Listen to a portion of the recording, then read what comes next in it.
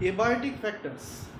So abiotic means what we have done in last class, that is the abiotic means the non-living factors. So what may be the non-living factors? It may be temperature, it may be water, it may be light, it may be soil. So these four things mainly. It may be a temperature, it may be water, it may be light, or it may be soil. These are non-living things which affect the organisms, that is the biotic factors. So one by one we shall study. First we shall start our discussion with the temperature. So what is the effect of temperature on organisms, that we shall see. Next, water, light and soil. So first we shall start our discussions with the temperature.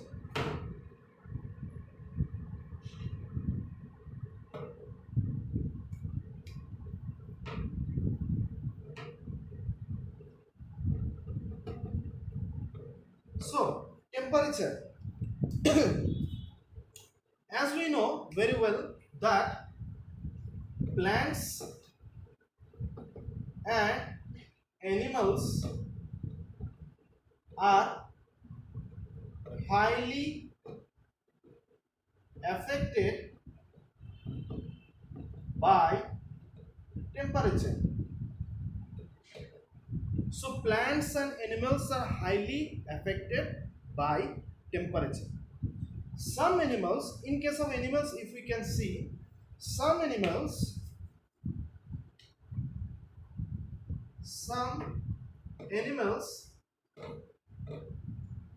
can regulate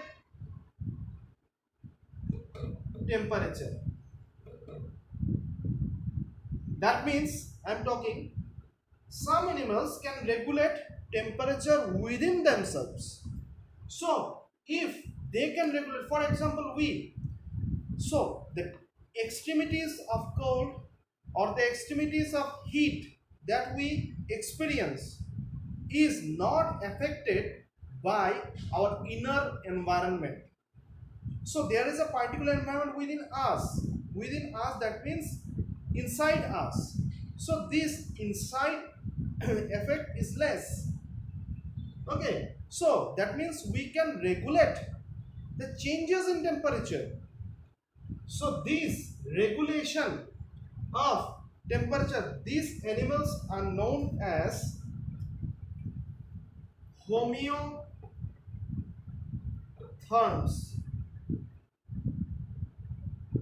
So what are homeotherms? Homeotherms means the animals that can regulate the changes in temperature. That particular organism, but that particular animal is known as the homeotherms, or another name is warm-blooded animals. This is the another name. Next, some animals cannot regulate the temperature. They are known as poikilotherms.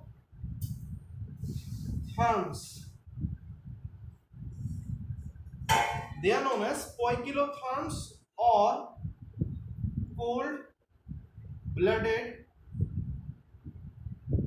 animals. For example, snake, frog. So you cannot see a snake or frog during the extreme summer or extreme winter. So they are not before us. Why? They hide themselves to maintain their body temperature, because their body temperature changes with the changing environment. So therefore these organisms are known as poikilotherms or cold-blooded animals. Okay. So the problem is this particular animal, that is the animals that can regulate their body temperature, that is the homeotherms, that is not so problem. But problem remains here, that is in case of poikilotherms. That means one thing I have told you, that these animals in these animals they hide themselves during the extreme heat or extreme cold. So they hide themselves when they hide themselves in extreme heat, that characteristics is known as estivation. So they estivate themselves during the summer season. If there is extreme heat, they hide themselves. So you cannot see frogs and snakes in the environment or before you during the summer, extreme summer season. Next, if they hide themselves in extreme cold, so that process is known as hibernation. So what is hibernation? Hibernation means hiding themselves during the winter season. So during the extreme winter season, you cannot find a snake or a frog before you. So this process is known as hibernation. Okay. So this is just an introduction. Next, we shall see one by one that the temperature, how it affects the cell, how it affects the metabolism, all we can see one by one. So this is just an introduction.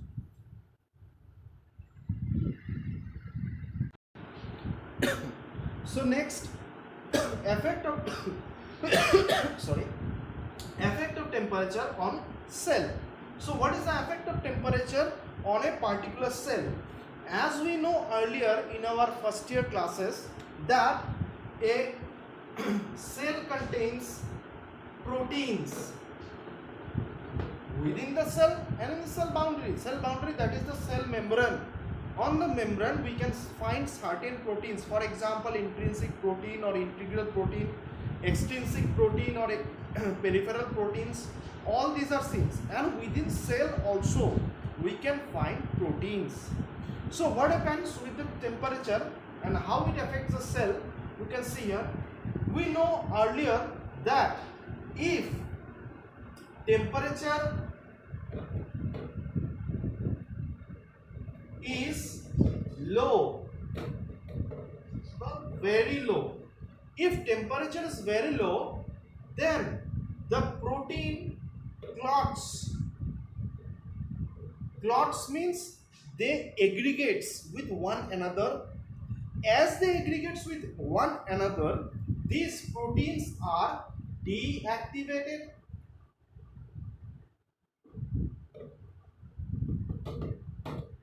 So if these are deactivated, a certain cell can survive. Answer is no. If proteins within a cell gets deactivated, so a particular cell cannot survive. So that is the thing. If temperature is low, then the cell cannot survive. Next, if temperature is high, if the temperature is high, then the proteins, what happens? This destroys. We have studied earlier in our first year classes that a proteins destroys when we increase the temperature by 38 to 40 degrees Celsius. So if high amount of heat is applied to a cell, then a protein destroys itself. So if a protein get destroyed, then a cell can survive. Your answer is no. A cell cannot survive when the proteins within the cell gets destroyed. Okay, so this is the effect on the cell. Next, cell metabolism. So what is metabolism? Metabolism means the reactions that takes place within the cell, that is known as the metabolism. We have studied in our first year classes that the reactions that takes place within a cell or within an organism is known as metabolism. So in case of metabolism, that is a reaction that must be catalyzed by an enzyme. Okay, so if there is a metabolism, that there must be an enzyme. If an enzyme, that this enzyme is produced from a protein, okay, maximum 95 to 99% of enzymes are produced from proteins. Only 5 to 1 to 5% are produced from RNA, that we studied in our first year classes. So these enzymes these are produced from proteins, and proteins have a characteristics that if temperature is low, it gets deactivated. If temperature gets high, then it gets destroyed. Same thing with the temperature with the enzyme. If temperature is high, then the protein gets destroyed. If temperature is low, then it gets deactivated. So that is the effect on the cell and its metabolism. Next, that is the reproduction, temperature and reproduction. I think you know or don't know, I'm not clear here, but the thing is that a an organism's reproduction is dependent upon temperature. Okay, so we are humans, our system is to some extent very complex. But in lower organisms, for example, in case of insects, in case of birds, okay, in case of amphibians, you can see that their reproduction is wholly dependent on temperature. When some organism, their maturation of gonads. Gonads means the reproductive structures. It may be male, it may be a female reproductive structure. So their gonads matures at a particular temperature. So that particular temperature is very essential for their maturation. If gonads will get matured, then only reproduction can take place. So the thing is that if some organisms, suppose they reproduce during the winter, some organisms they reproduce during the summer. So the difference is here that during the winter there is a particular sets of temperature, during the summer there is a particular set of temperature. When they get the particular temperature, then only their gonads develop. If gonads develop, then only reproduction can take place. That is the relationship between the temperature. Next, that is the relationship between fecundity. Okay, let me use here. Okay.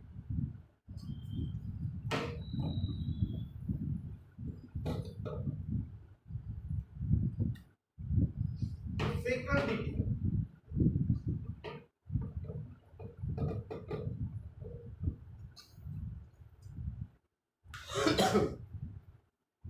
So fecundity fecundity means the number of offsprings produced.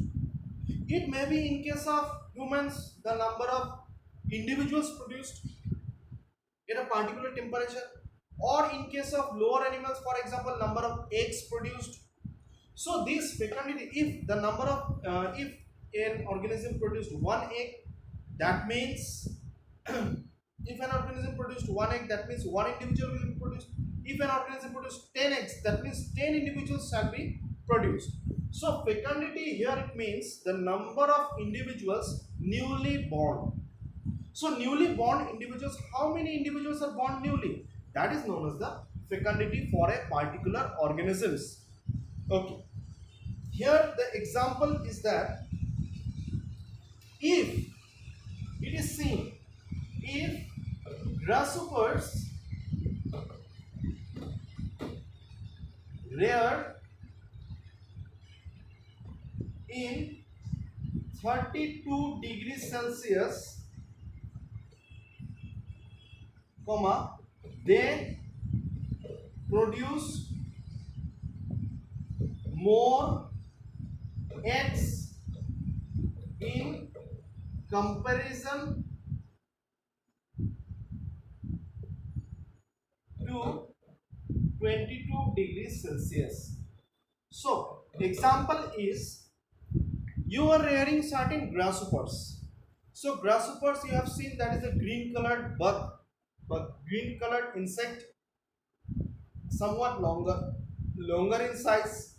So, these grasshoppers, when you are rearing grasshoppers, if you rear a grasshopper at 22 degrees Celsius, if you watch the number of eggs is 10, then at if you rear that particular grasshopper at 32 degrees Celsius, it will produce more 50 to 60 eggs. That means many number of eggs are produced, 5 times more, 6 times more eggs are produced at a particular time if you change the temperature. So that means this fecundity has a huge effect on the temperature, or temperature has a huge effect on fecundity. If you change the temperature, the number of eggs are produced. A large number of eggs are produced. That is a change. So that means the temperature fecundity has huge effect, is highly affected by the temperature. When you change the temperature, then the fecundity also changes. Okay. Next example, next thing, that is temperature and coloration. So how these temperature affects the coloration? Coloration means the body coloration, pigmentation. Okay. So you can see in warmer areas, you can see coloration is more. In colder areas, coloration is less. So that is the thing. So warmer areas, we can see more coloration in animals.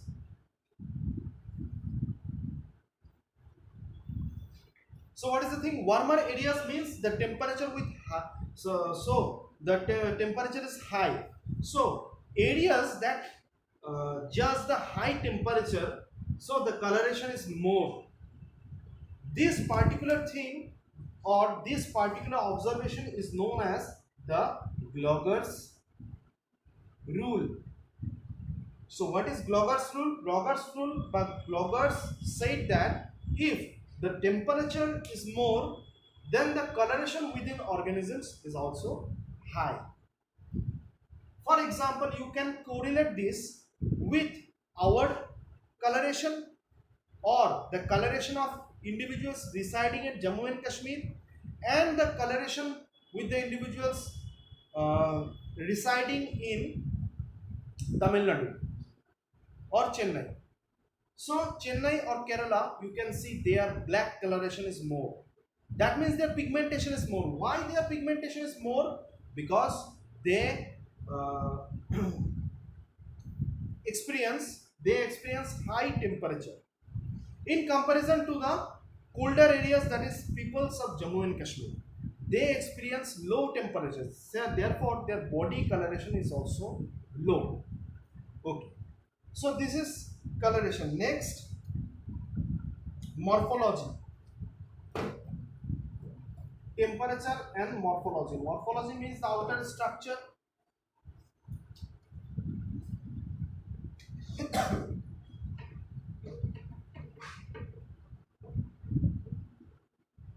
So what you can see in colder areas, in colder areas, the body size is larger. So this particular theory is known as Bergman's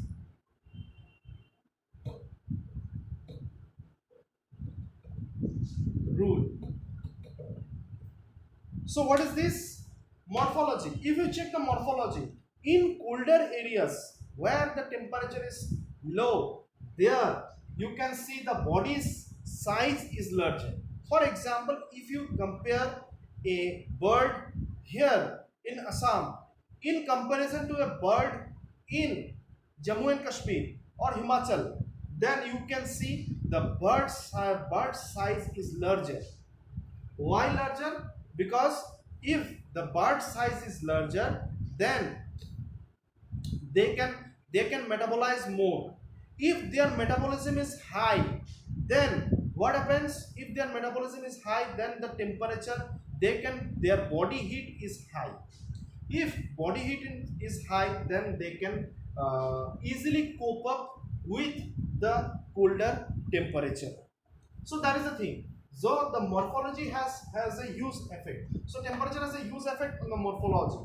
What if the in colder areas you can see the body size of certain organisms are larger? That is the Bergman's rule.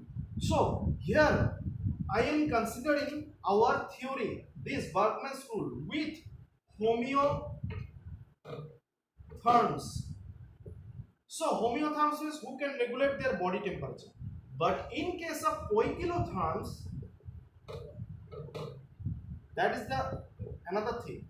In case of poikilotherms, they will produce small size in comparison to here or the warmer areas. So in case of poikilotherms, they will produce the smaller size. Why smaller size? So that they can hide easily to not to experience the high, so the low temperature. So they can reside easily at the low temperature with their smaller size. Next,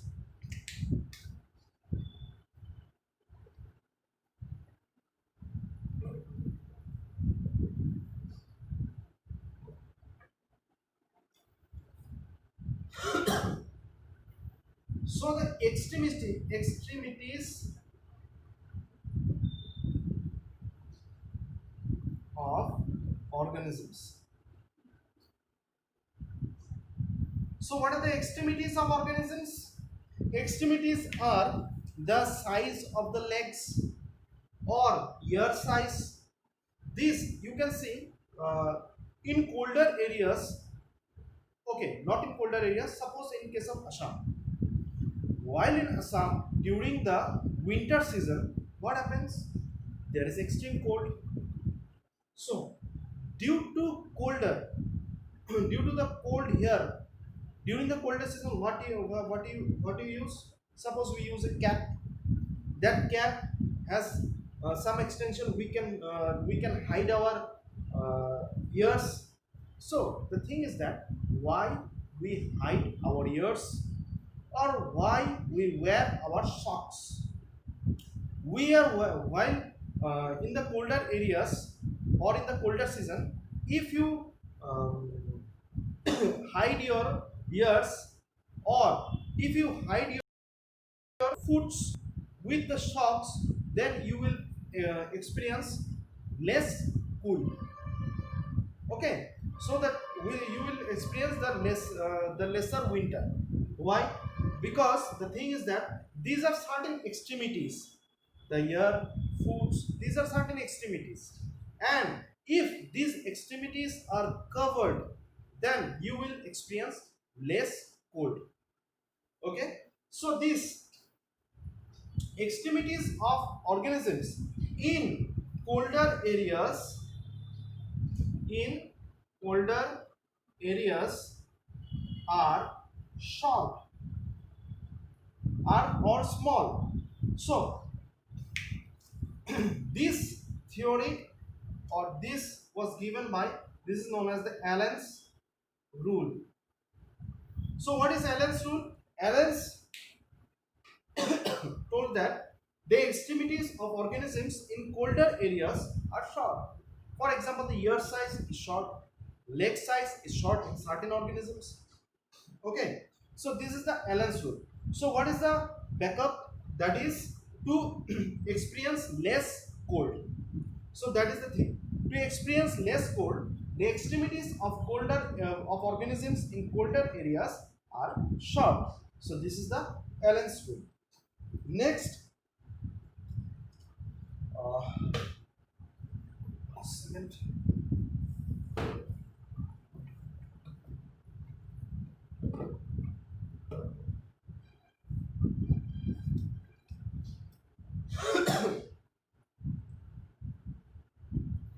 Birds. These are sorry.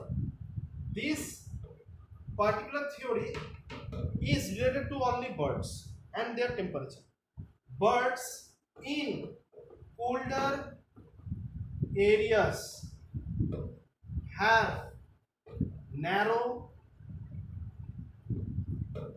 wings.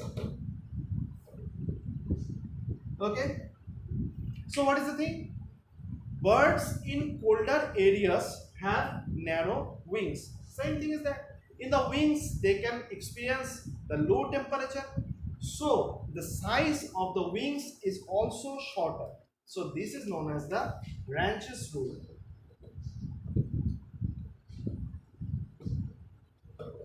Okay, next,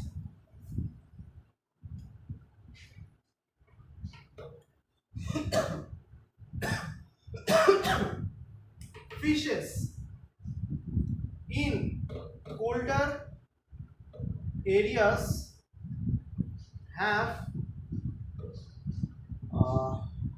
more number of vertebrae.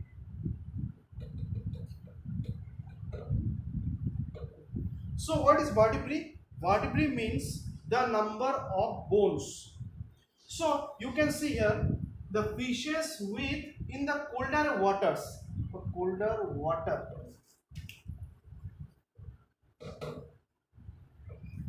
they have more number of vertebrae. So what is the thing? That suppose you are experiencing, you are getting a fishing here in Assam, and you are fishing in suppose in Jammu. So the same fish, suppose a fish certain name that is A. If you experience if you see in this same fish that is the A, in fish A here, if the number of vertebrae, if that means the example, if the number of vertebrae is 10, you will find in case of Jammu and Kashmir or in colder areas the number of vertebrae will be 15. Suppose. Why? Because if they have more number of vertebrae, that means more number of bones, the thing is that they will have the more muscle structure to cover it.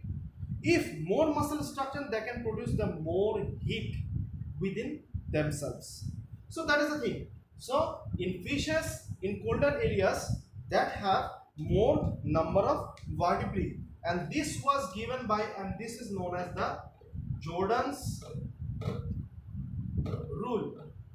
So this is known as the Jordan's rule. Upon this, what I have discussed here, most important is this, that is the Allen's rule is most important for your exam.